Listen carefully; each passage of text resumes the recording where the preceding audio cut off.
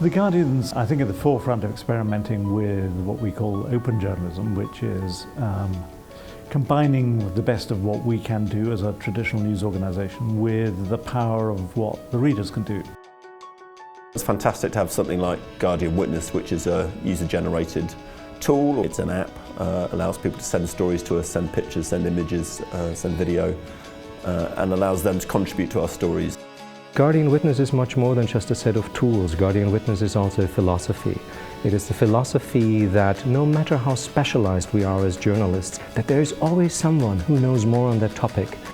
It's not just news, it's music, film, books, sport, food, pets, everything. So what's important about GuardianWitness is that it has an impact on all areas of The Guardian. This is the future of journalism that doesn't replace traditional journalism, but enriches traditional journalism.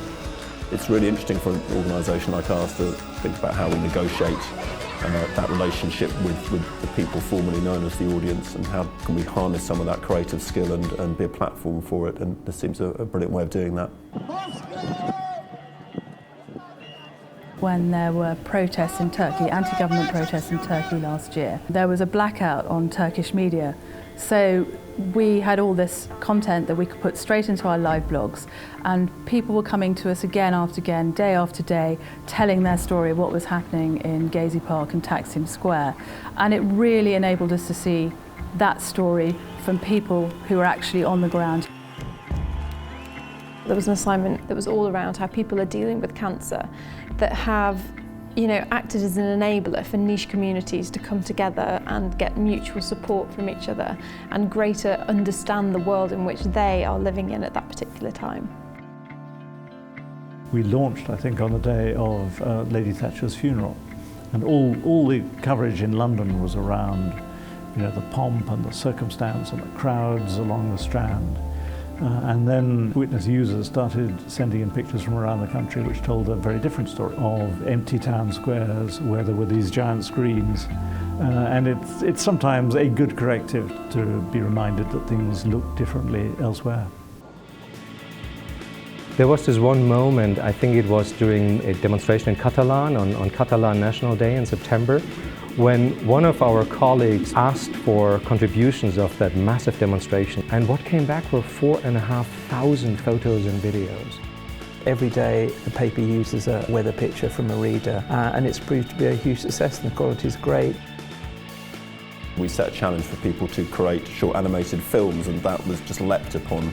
The level of imagination that's gone into that is just extraordinary. The readers can see all of the recipes as they come in, and they're looking at each other's and they're bouncing off each other. And I think that there's a real sense of community building up around Reader's Recipe Swap, and I think that's thanks to GuardianWitness.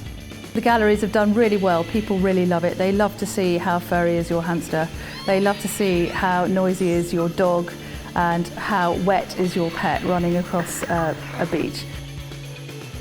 When you work for an organisation like The Guardian, which is a global news organisation now with offices in America, offices in Australia, and a presence globally around the world, I mean, what a fantastic opportunity it is to leverage the passions, the interest, the perspective of those readers. GuardianWitness is really important because any story is ultimately about people.